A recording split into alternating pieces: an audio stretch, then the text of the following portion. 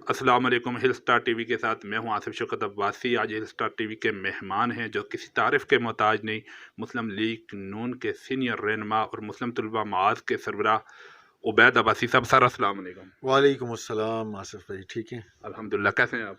अल्लाह का बड़ा करम, अल्लाह का बड़ा शुक्र। सबसे पहले हम इनसे बात करेंगे आज जो आगे मार्च होने वाला है महंगाई के ख़िलाफ़, मुस्लिम लीग नून और पीडीएम का जो मुश्तरका मार्च है, और इसके साथ साथ रावलपिंडी के अंदर जो बल्दियाती इलेक्शन के हवाले से भी इनसे पूछेंगे कि बल्दियाती इलेक्शन के हवाले से मुस्लिम लीग नून की क्या तैयारी है। उबैद अब्बासी साहब, सबसे पहले जो आपका मार्च होने वाला है महंगाई के हवाले से, इस हवाले से क्या कहेंगे? देखें आसिफ भाई, सबसे पहले तो हिल स्टार टीवी आपका और आपकी पूरी टीम का मैं शुक्रिया अदा करता हूँ। देखें, ये महंगाई के ख़िलाफ़ मार्च मुस्लिम लीग नून या पीडीएम का मार्च नहीं है, ये हर उस पाकिस्तानी का मार्च है जो गुर्बत से, महंगाई से, बेरोज़गारी से, लाक़ानूनियत से तंग है। जो इस मुल्क में एक आम आदमी का हाल है ना आसिफ भाई, वो इस वक्त मैं ये समझता हूँ उस पर आवाम की चीखें निकल रही हैं। आए रोज़ पेट्रोल की कीमत, पहले आप सुनते थे कि 1 पैसे, 10 पैसे, 50 पैसे पेट्रोल महंगा हो गया, आवाम सड़कों पे निकल आए, ये हो गया वो हो गया। तो अब तो 12-12, 13-13 रुपए इमरान नियाज़ी पेट्रोल की कीमत बढ़ा रहा है। नवाज़ शरीफ के दौर में जो पेट्रोल 60-70 रुपए तक आ गया था और एक अवाम खुशहाली की तरफ जा रही थी, सी पैक का मंसूबा लग रहा था, इस मुल्क से लोड शेडिंग का खात्मा हो रहा था, इस मुल्क में जो आए रोज़ बदअमनी और बम धमाके जनरल मुशर्रफ छोड़ के गया था उसका खात्मा हो रहा था। तो अवाम को तो वो पुराना पाकिस्तान चाहिए, और उस पुराने पाकिस्तान की जदोजहद के लिए ये इंशाअल्लाह पीडीएम ने जो ऐलान किया है लॉन्ग मार्च का, उस हवाले से हम पुरज़म हैं। और मैं ये समझता हूँ कि जब से इस मार्च का ऐलान हुआ है, मैं यकीन जानिए मेरे पड़ोस से लोग आते हैं, आगे पीछे से आते हैं, आम आवाम आते हैं, कहते हैं कब निकलना है, कब इसका जनाजा निकालना है, हम तैयार हैं, हम कफन लेके चलेंगे। तो ये अवाम का के अंदर जोश व जज्बा है। और दूसरा, इसकी तैयारियों की जहाँ तक आपने ज़िक्र किया, मैं फैसलाबाद गया कुछ दिन पहले, वहाँ पे हमने वर्कर्स कन्वेंशन किया इसी तैयारियों के सिलसिले में। वहाँ पे फैसलाबाद में लोग चार्ज मुझे मिले। उससे पहले मैं लाहौर गया, मुझे लाहौर में क्राउड चार्ज मिला। अब मैं जा रहा हूँ कोटद्दू, जा रहा हूँ 27 तारीख को, और अवाम को मोबिलाइज़ करने जा रहे हैं। और अवाम को मोबिलाइज़ करने की ज़रूरत नहीं है, लेकिन एक हमारा एक जमहूरी तरीका है पाकिस्तान में कि अगर कोई भी ऐसा सेटअप होता है, कोई ऐसा मामला सर उठाता है, तो हम अवाम की तर्जुमानी करने उनके पास जाते हैं। तो इस बार हमें वो जदोजहद शायद करने की ज़रूरत नहीं पेश आ रही। अवाम पुरजोश हैं, और लॉन्ग मार्च के लिए इमरान नियाज़ी की हुकूमत के ख़ात्मे के लिए अब दमादम मस्त कलंदर इस्लामाबाद में होगा, और इमरान नियाज़ी अपने हवारियों समेत इंशाअल्लाह दफन होगा। उबैद अब्बासी साहब, क्या वर्कर निकलेगा? देखें, मैं ये समझता हूँ कि वर्कर ही तो निकला है, और कौन निकला है? बड़े बड़े ओहदे लिए, जिसने बड़े बड़े टिकट्स लिए। माजरत के साथ मैं ये बात कह रहा हूँ, मैं किसी एक हलके को नहीं टारगेट कर रहा, ये मेरा अल्लाह जानता है। मैं किसी एक पाकिस्तान के किसी एक शहर को टारगेट नहीं कर रहा, लेकिन हमेशा वर्कर निकला है। और ये पहली मर्तबा है कि हमारी मरकज़ी लीडरशिप ने उस तरीके से निकली है जिस तरह हक होता है। मियाँ नवाज शरीफ ने 183 पेशियाँ, अपनी 200 से ज़ायद पेशियाँ भुगती हैं। दुनिया का कोई लीडर ऐसा नहीं है जिसने इतनी पेशियाँ भुगती हों। ये मार्च कितनी तारीख को है?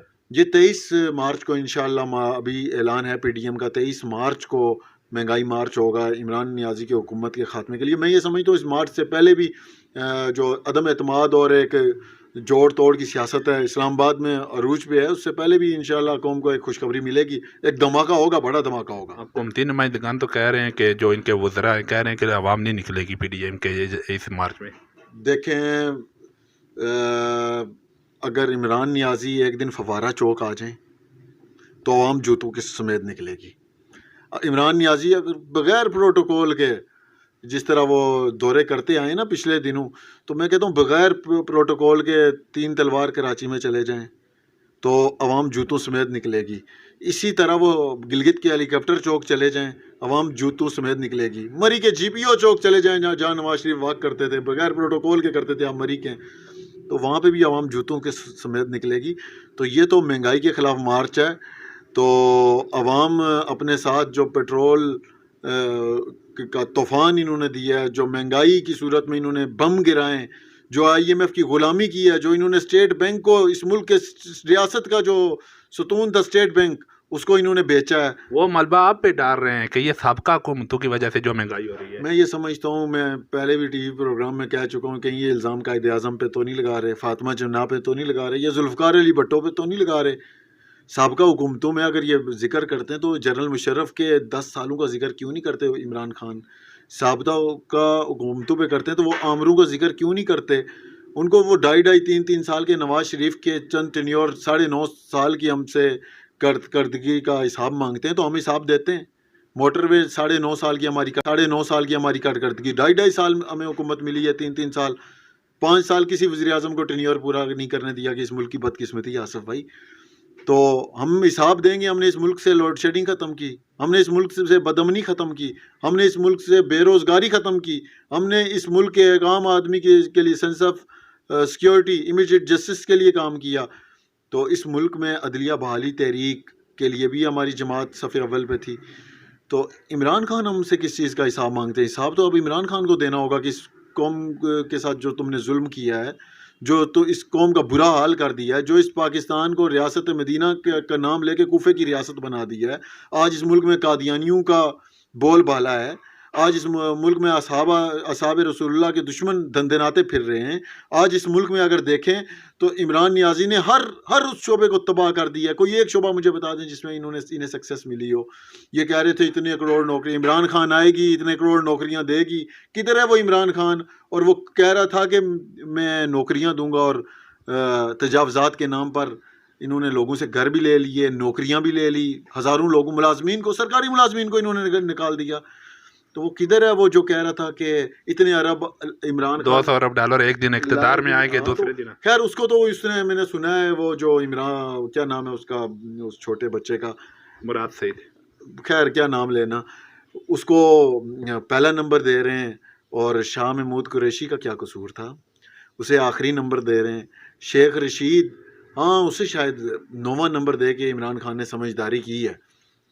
تو میں یہ سمجھتا ہوں کہ اس ملک میں جو دوبارہ بدامنی آ رہی ہے وہ اسی وزیر موصوف شیخ رشید کی وزارت ہے، وزارت داخلہ، جو اس کی ناکامی کا ثبوت ہے. آج اس ملک میں جو ایک عام آدمی کا حال ہے آصف بھائی، یقین جانیے لوگ اب تنگ ہیں. لوگ چاہتے ہیں کہ نواز شریف آئے، لوگ چاہتے ہیں کہ نواز شریف اس ملک کی باغ دوڑ سنبھالے.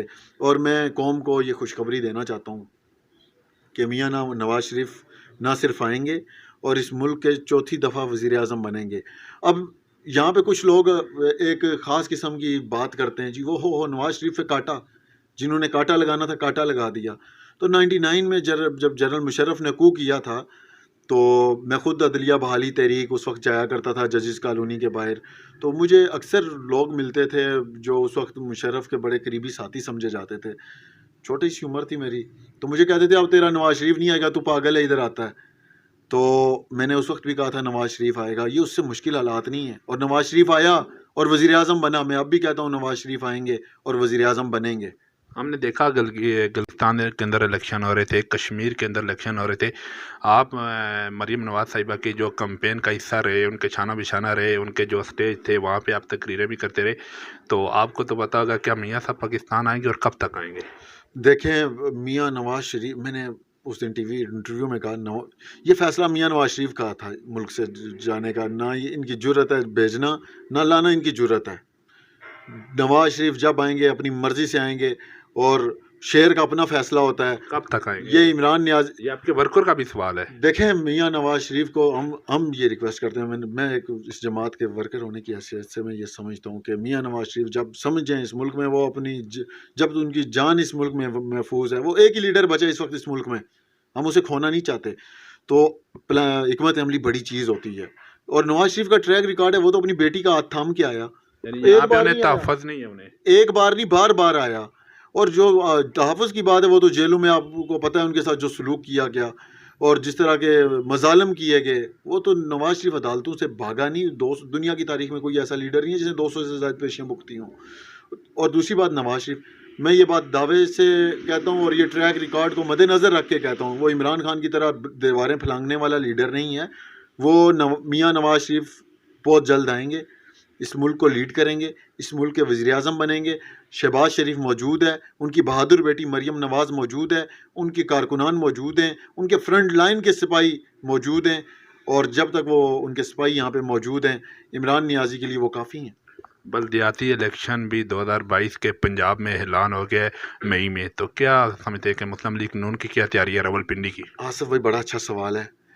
دیکھیں، عوام نے کے پی کے میں جو عمران نیازی پر عدم اعتماد کیا ہے، عدم اعتماد ہی ہوتا ہے نا، عوامی پیمانہ ہے بلدیاتی انتخابات، تو عدم اعتماد کے پی کے عمران نیازی کہتا تھا یہ میرا قلعہ ہے، اور اسے تخت اپنا سمجھتا تھا، بادشاہ سلامت اسے اپنا تخت سمجھتے تھے۔ یہ بھی ان کا دعویٰ تھا کہ ہم وہاں پہ ڈلیور کر کے ہم نے وفات میں حکومت بنائی۔ بالکل، وہ اب میں مبارکباد پیش کرتا ہوں غیرت مند پختون ساتھیوں کو، بھائیوں کو، انہوں نے عمران نیازی کو مسترد کیا۔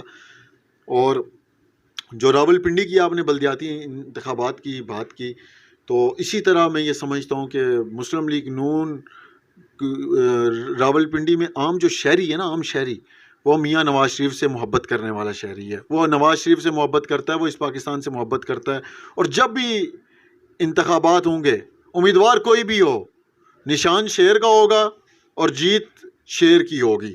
راولپنڈی میں چاہے بلدیاتی انتخابات ہوں، چاہے جنرل الیکشنز ہوں، شیر جیتے گا، شیر داڑے گا۔ بلدیاتی الیکشن میں مسلم لیگ نون راولپنڈی سمیت ملک بھر میں کلین سویپ کرے گی، اور جنرل انتخابات میں بھی انشاءاللہ ہم یہ ساری سیٹیں جیتیں گے اور میاں نواز شریف کو تحفہ دیں گے۔ اور میں یہ سمجھتا ہوں کہ اس وقت ملک میں ضرورت ہے نواز شریف آئیں، تاکہ اس نوجوان جو کہ مایوس ہو چکے ہیں ان کے لیے انشاءاللہ ہم خدمت کا جذبہ رکھتے ہیں۔ میں خود ان کے لیے بہت سے پلانز سوچ رہا ہوں، ان پہ کام کر رہا ہوں، میری ٹیمیں اس پہ کام کر رہی ہیں۔ انشاءاللہ ان کے لیے جو نوجوان ہاتھ میں ڈگری لیے پھر رہا ہے، جو نوجوان آج در در کے دھکے کھا رہا ہے، جو نوجوان تبدیلی کا نعرہ سن کے آیا تھا اور آج وہ بے بس ہے، انشاءاللہ پاکستان کے نوجوانوں کے لیے ان کا مستقبل میاں نواز شریف کی قیادت میں محفوظ ہوگا۔ عبید بھائی، آپ نے مسلم لیگ کی ورکر کے لیے کیا پیغام دیں گے؟ دیکھیں، مسلم لیگ نون کے ورکرز کے لیے یہ پیغام دوں گا کہ یہ ایک کشتی ہے اور ہم سب اس کے مسافر ہیں۔ اس کشتی میں ایک چھید ہوگا نا تو سب ڈوبیں گے۔